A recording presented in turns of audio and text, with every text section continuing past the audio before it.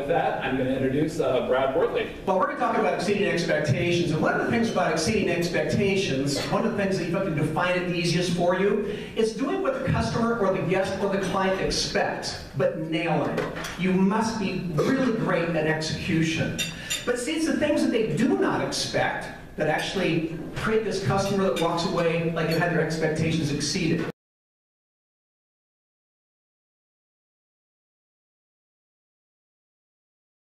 So, if you want to have a phenomenal service culture, number one is just never allow assassins. Make sure that you always take care of your customers' needs and listen to them, whatever they've got to say.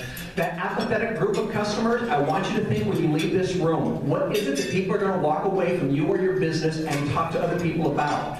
And make all these people become advocates for you, because it truly is the greatest way to grow your business. Let me ask you, well, first of all, when people say, Brad, this is great, exceeding expectations is great, but who are we supposed to emulate? Who's the rock star? Who do you think is the best? Well, let me ask you the question. How many of you in this room, please raise your hands, go to Les Schwab Tire Sales, raise your hand. Look around the room. See how many hands are up? 80% of the hands go up in the room. Would you like to have that kind of control and domination of your industry? When you walk into a room and you say, how many of you are my customers? 80% of the hands go up. That's the kind of organization I'm talking about, because they are willing to do things that other people are not willing to do.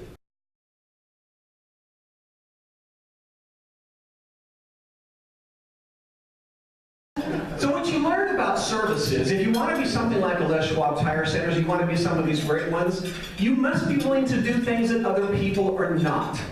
If you want the things that most people do not have. This is not just true in business, it's true of life. If you want an extraordinary life, you must be willing to do extraordinary things. The other thing to learn is it's not big things. You don't have to walk out of here today and do 23 things. You don't have to buy my book and do every single thing in that book. Sometimes it's the smallest things that make us walk away from you and go, wow, that was awesome. So I want you to think about what is it about your business or about you individually that you can change when you walk out of this room that's going to have people walk away from you and they're going to remember you and they're going to tell other people about you. And this helps eliminate competition from you. And this is so much about perception, because exceeding people's expectations is where they have their expectations fulfilled and then beyond, is it's about perception.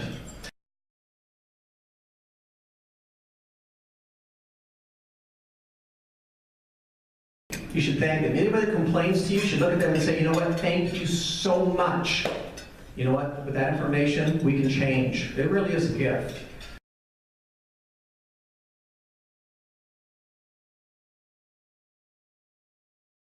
This store over here is doing tons of business. This store over here is going out of business, and they cannot figure out why.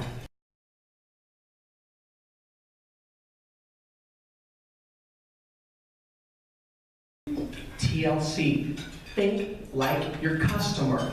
Stand outside your business and walk into your business and look around. What is it the customer sees that they should not see? What is it that they need to see? Watch your employees work. Observe them. What do you see about their behavior? Are they walking around with their shoulders slumped over like they're tired and they're lethargic? Or are they walking around like they've got energy? Are they walking to the guests quickly? Just look at it from a different perspective, because it really is the only perspective that counts. It's how that customer feels about them.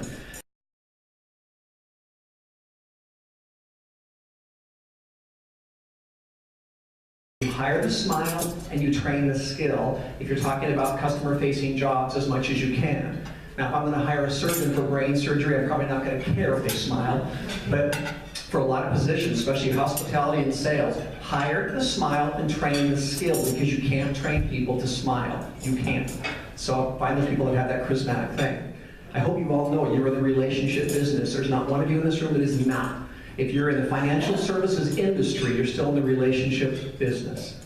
If you're in accounting, you're in the accounting industry, but you are in the relationship business. You live and breathe by them. So even if you don't have, even if you're not self-employed, you still live and breathe by the relationships you have with your peers, with your supervisor, with your employees, with your guests, whoever. So when you're all in the relationship business, hire people who are great at relationships if you want to build your business. Just a thought for you. In person, we judge people.